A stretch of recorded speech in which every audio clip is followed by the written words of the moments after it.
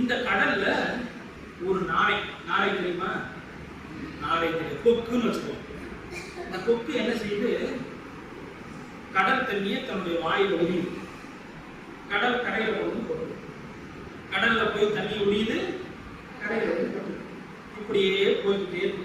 அந்த வழியா வழிபோக்கனாக வந்து ஒரு கேட்கிறான். மற்ற ஒரு கொக்கு கேட்குது, என்ன பண்ணிட்டு இருக்கு அப்படின்னு. எனக்கு சொல்ல நேரம் இல்லை, ஆனால் நீ கேட்கறதுனால சொல்றேன். இந்த கரையில, இந்த கடலின் கரையில நான் முட்டையிட்டேன். நான் முட்டையிட்டு எழுந்து பார்க்கும்போது கடல் அலை வந்து என்னுடைய முட்டை என்ன பண்ணிடுச்சு? கொண்டு போயிடுச்சு. இப்ப என்னுடைய முட்டையானது கடலுக்குள்ள இருக்குது. இந்த கடல் நீர் வட்டுனால் தான் என்னுடைய முட்டை எங்க இருக்குன்னு கண்டுபிடிக்க முடியும். அதனால நான் என்ன பண்ணிட்டு இருக்கேன்னா, இந்த கடல் நீரை உறிஞ்சு இந்த தரையில வந்து கொடுத்துறேன். சீக்கிரத்தில் இந்த கடல் தண்ணியானது வட்டிடும், என்னுடைய முட்டையை நான் கண்டுபிடிச்சிருவேன்னு சொல்றேன். பார்த்து ஆச்சரியப்பட்டு சொல்லுது, என்ன முட்டாள்தனமா யோசிச்சுட்டு இருக்கிற? இது நடக்கிற காரியமா? கடல் வட்டுறது எங்க? நீ உன் முட்டையை கண்டுபிடிக்கிறது உங்களுடைய வாயினுடைய அளவு எங்க? இதெல்லாம் நடக்கிற காரியமா? எனக்கு அதை பத்தி கவலை இல்லை. இந்த கடல் தண்ணியை வட்ட வைக்கிறதுக்கு என்னால் என்னுடைய சக்திக்கு எதுதான் முடியும்? இந்த வேலையை செய்ய முடியும். இதை நான் செஞ்சுக்கிட்டே இருக்கேன். இன்கேஸ் கடல் வற்றி முட்டை கிடைச்சா கிடைக்கும், இல்லைன்னா நான் இறங்கிடுவேன். இப்படியே ஒவ்வொருத்தரா பார்க்குறாங்க. பல பேர் அறிவுரை சொல்லி விடவே இல்லை அந்த நாரை, அந்த கொக்கு. கடைசியில் நாரதர் அங்க வர. நாரதர் எவ்வளவோ விளக்கம் கொடுக்குறாரு, இது நடக்காத காரியம் சொல்லிட்டு. இல்லை நான் வற்ற வைத்து முட்டையை நான் எடுத்துன்னு சொல்றேன். அப்ப நாரதர் வந்து இவருடைய இந்த இவ்வளவு பெரிய முயற்சிக்கு என்னால் ஆன உதவியை சொல்லி கடலரசன் வழிபடுறார். உடனே கடலரசன் தோன்றி அந்த தண்ணியை பின்னோக்கி கொண்டு வந்து அந்த முட்டையை கொண்டு வந்து அந்த கொக்கு கிட்ட கொடுக்குறார். இது அந்த கொக்குடைய விடாமுயற்சி. இது புராண கால கதையாக இருந்தாலும் அந்த விடாமுயற்சி, என்னால முடியும், என்னால இதை செய்ய முடியுங்கிறப்ப பல பேர் உதவிக்கு வருவாங்க. நடக்காதது நடக்கும், நிகழ்த்த முடியாததும் நிகழும். நீ நம்பிக்கையோடு இருக்க வேண்டும். சாமி சொல்ற நம்பிக்கை நம்பிக்கை நம்பிக்கை, உன்னிடத்தில் நம்பிக்கை. நீ ஃபர்ஸ்ட் நம்பிக்கை வைக்க வேண்டிய ஆள் யாரு? நீ. இப்ப நீ எல்லாம் கையை நீட்டுங்க. இப்பெல்லாம் கையை நீட்டு, ஒரு கையை ஆள் காட்டில தூக்கி ராஜா மகாராஜா பார்த்து நீட்டுக்கல. நீங்க தான் காரணம், விவேகானந்தர் சிந்தனை துளிகள் எழுத வச்சீங்க, நீங்க தான் காரணம், எங்களை சத்தம் போடுறீங்க, நீங்க தான் காரணம் எல்லாம். அப்படியே அந்த பக்கம் திருப்பி principal madam, maths miss, science miss, English miss காட்டு. ஆனா நீ எப்போ ஒரு விரலை காட்டுறியோ அப்பயே 3 விரல் கொண்ட பாருப்பாரு. பாக்குதா? நீ எப்போ விரலை காட்டுறியோ அப்பவே 3 விரல் யார் காட்டுறது? உன்ன காட்டு. காரணம் யாரு? நாம தான். நீ எங்க தப்பிச்சு நான் இல்லேன்னு சொல்லிடுவேன்னு சொல்லி பெருவரில் அந்த 3 விரல் என்ன பண்ணுது? அழுத்தமா பிடிச்சுக்குது. இல்ல நான் இல்லேன்னு நீ சொல்ல முடியாது. அந்த 3 விரல்களையும் அதை அழுத்தமா பிடிச்சுக்கலாம். அப்படி எல்லா காரணமும் யாரு? நாம. இப்போ உன் வீட்டுல படிக்கிறதுக்கு உண்டான எல்லா வசதிகளையும் ஏற்படுத்தி கொடுத்தாச்சு. உனக்கு புத்தகம் வாங்கி கொடுத்தாச்சு, உனக்கு சாப்பாடு கொடுத்தாச்சு. இப்ப காலையில இருந்து சாயந்தரம் வரைக்கும் உன்னுடைய வேலை என்ன? படிக்கிற வேலை. இப்ப இதை செய்யலைன்னா தவறு யாருடையது? உன்னுடையது. அப்ப இந்த நான் படிப்பேன், என்னால் முடியுங்கிற நம்பிக்கை யாருக்கு வரணும்? முதல்ல உனக்கு வரணும். அப்பதான் மற்றவங்களுடைய செயல்பாடுகள் எல்லாம். எல்லாருமே இந்த உலகத்துல ஒரு கர்த்தா, இவங்க எல்லாம் ஒரு காரணம். பட் முக்கியமான காரியம் யாரு? நீ. அப்படிங்கிற ஒரு எண்ணத்தை நீங்க எல்லாம் வளர்த்துக்கணும். தான் சாமி சொல்றாரு, தூய்மை, பொறுமை, விடாமுயற்சி. இந்த 3 யாருக்கு இருக்குதோ அவன் சக்சஸ்ஃபுல்லா இருக்கான் லைஃப்ல. புரியுதா? இப்போ நான் முதல்ல கேட்டேன், தலைவனாக இருக்கணுமா தொண்டனா இருக்கணுமா? தலைவனா இருக்கணும். இப்ப எல்லாருமே தலைவராக முடியுமா? முடியாது. ஆனா ஒரு குறிப்பிட்ட சில பேர் தலைவராவாங்கல்ல. இப்போ நம்ம நாட்டில் எத்தனையோ பள்ளிக்கூடம் உண்டு. அத்தனை பள்ளிக்கூடத்தில் இருக்கவங்களே நான் தலைவனாக்க முடியுமா? இப்ப என்கிட்ட இருக்கவங்க நான் தலைவனாக்க முடியுமா? முடியும். இப்ப என்கிட்ட இருக்கிற மொத்தமே 40 பேர் தானே. உங்க 40 பேரை தலைவனாக்கி 40 இடத்துக்கு என்ன அனுப்புனா, நீங்க 40 இடத்துல 4000 தொண்டர்களை வழி நடத்தவனா உருவாக்கணுங்கிறது தான் சாமி விவேகானந்தருடைய திட்டம். அட்மினிஸ்ட்ரேஷன். புரியுறதா? ஒவ்வொரு விஷயங்களும் நீங்க என்ன செய்யணும்? நல்லா கத்துக்கணும். இதை நாம இங்கே கத்துக்கிறோம். புரியுதா? அந்த வகையில நீங்களாம் தூய்மையோடும் பொறுமையோடும் விடாமுயற்சியோடும் செயல்படணும். ஓகே? சரி. இப்போ உங்களுக்கு ஒரு சின்ன கதை ஒன்று சொல்றேன். இந்த கதையை நல்ல பொறுமையோடு கேட்கணும். இந்த கதையினுடைய தாற்பயம் 9th இருந்து 10th 10th முடிச்சு போறதுக்கும் ஒரு உற்சாகமா இருக்கும். ஒரு பெரிய வணிக வளாகம். அந்த வணிக வளாகத்துல என்னன்னா தங்கம் வெள்ளி நகையெல்லாம் விற்பனை செய்யக்கூடிய ஒரு இடம். புரியுதா? தங்கம் வெள்ளி நகைகள் விற்பனை செய்யக்கூடிய இடம். அங்க ஒருவன் வேலை செஞ்சுட்டு இருக்கான். அந்த பையனுக்கு ஒரு 25 வயசு. என்ன குரூபேஸ் பின்னாடி யாரு? புரியுதா?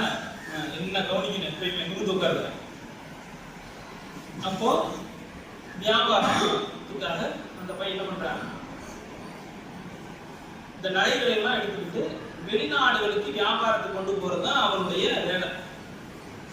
அவன் ஒவ்வொரு தடவையும் பார்க்கறான், இந்த கடையில நம்ம ஒரு வேலைக்காரனாவே இருக்கோமே, நாம எப்படி தங்க நகைக்கு முதலாளி ஆகிறது, பலசர கடைக்கு முதலாளி ஆகலாம், கொஞ்ச நாள் இருந்து பணத்தை சேர்த்து வச்சு ஆகலாம். நகை கடைக்கு முதலாளி ஆக முடியுமா? முடியாது. ஏன்னா அது பெரிய விஷயம். ஆனால் இவன் என்ன நினைக்கிறான், நாமளும் ஒரு நாள் முதலாளி ஆக மாட்டோமா அப்படிங்கிற கனவோட அந்த கடையில் வேலை பார்த்துட்டு இருக்கான். ஒரு நாள் கப்பல்ல எல்லா தங்க நகைகள், வைரம், வெள்ளி, வைடூரியம் எல்லாத்தையும் ஏற்றிட்டு இன்னொரு நாட்டுக்கு வியாபார ரீதியா போகும்போது அந்த முதலாளி இவனை அனுப்பி வைக்கிறார். இவனு கப்பல் எடுத்துட்டு போறான். அந்த கப்பல் சுமார் 15 நாட்களுக்கு பயணம் செஞ்சு போக வேண்டிய வேலை. 15 நாள் போய்கிட்டே இருக்கிறான். ஒரு 10வது நாள் போய்கிட்டு இருக்கும்போது பயங்கர புயல். புயல்னா புயல் படத்துல பாக்குறீங்கல்ல, கப்பல் அப்படியே ஆடுமாரு, அந்த மாதிரி புயல் வருது. என்ன செய்யணுன்னே தெரியல. கப்பல் அப்படியே கொஞ்சம் கொஞ்சமா தண்ணீர் என்ன ஆகுது, மூழ்க ஆரம்பிக்குது. கப்பல்ல என்ன இருக்கு, தங்கம், நகை, வைரம் எல்லாம் இருக்குது. இப்ப இதை எடுத்துக்கிட்டு ஓட பார்ப்பானா, இதை தப்பிக்க பார்ப்பானா?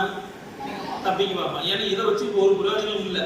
இப்ப கப்பல்ல இருந்து கடல்ல குதிக்கிறான். கப்பல் எங்க போகுது, தண்ணிக்குள்ள போகுது. இவன் எங்க போறான், கரையை கடக்க பார்க்கறான்.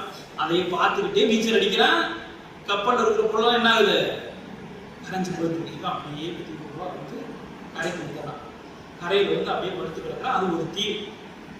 அந்த தீவுல போற பார்த்தோன்னு ஒரு பெரிய கூட்டம், ஒரு பெரிய யானை. அந்த யானை மேல ஒரு சிம்மாசனம், 2 பக்கம் சாமரை வீசிக்கிட்டு வராங்க. இவனை தூக்கி அந்த சிம்மாசனத்துல உட்கார வச்சுட்டு ராஜா வாழ்க, ராஜா வாழ்க, ராஜா வாழ்கன்னு சத்தம். இவன் ஏதோ தேவையில்லாம வேற யாரையும் ஏற்றிட்டு போறது பதில நம்மளை கூட்டிட்டு போறாங்க. இவங்களுக்கு சொன்னாலும் புரிய மாட்டேங்குது. நான் இல்லை, நான் இந்த மாதிரி வந்து அந்த மாதிரி சத்தம் போடுறான். அவங்க யாருமே அதை பத்தி கேட்கல. இவனை நேர கூட்டிட்டு போய் அரண்மனையில இறக்குறாங்க. இறக்குனோடனே இவனுக்கு எல்லாம் பட்டாபிஷேகம் நடக்குது, எல்லா ப்ராசஸும் நடக்குது. இவனை கொண்டு போய் மகாராஜா உட்கார சீட்ல உட்கார வச்சுறாங்க. மந்திரிகள்லாம் உட்காந்துருக்காங்க. இப்ப எல்லாம் அமைதியா இருக்கும்போது இவன் கேட்கிறான், ஐயா தயவு செய்து நீங்க எல்லாம் தவறா பிடிச்சுக்கிட்டீங்க.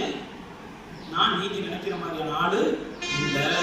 நான் இந்த மாதிரி வந்தது, அதை பத்தி நீ கவலைப்படாத, எங்களுக்கு எல்லாம் தெரியும். இந்த நாட்டுல ஒரு சட்டம் இருக்கு.